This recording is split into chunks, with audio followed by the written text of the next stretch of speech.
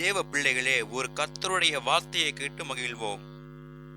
அவன் நீர்க்கால்களின் ஓரமாய் நடப்பட்டு தன் காலத்தில் தன் கனியை தந்து இலையுதிராதிருக்கிற மரத்தைப் போலிருப்பான். அவன் செய்வதெல்லாம் வாய்க்கும்.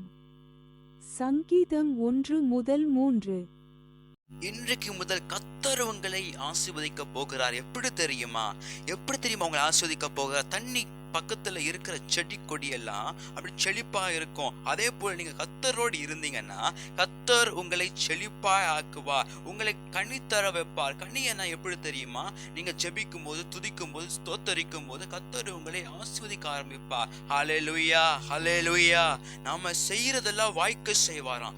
எப்படி செய்வாரு? நம்ம செய்கிற கை பிரயாசங்களை ஆசீர்வதிப்பார், நம்ம போகிற இடங்களை பாதுகாத்துக் கொள்வார், நம்ம செய்கிற வேலையில எல்லாத்துலயும் உயர்வுகள் வரும், படிப்புல உயர்வுகள் வரும், எல்லாத்திலும் தேவன் உயர்வை கொடுத்து நம்மளை நடத்த போகிறதா இந்த வசனத்துல சொல்லுகிறார். தேவன் தாமே இதை நம்மளுக்காக கொடுத்திருக்கிறார். தேவன் நிச்சயமாக இந்த வார்த்தையின்படி நம்மளை ஆசீர்வதிப்பாராக. இயேசுவின் நாமத்தில் பிதாவே, ஆமென், ஆமென்.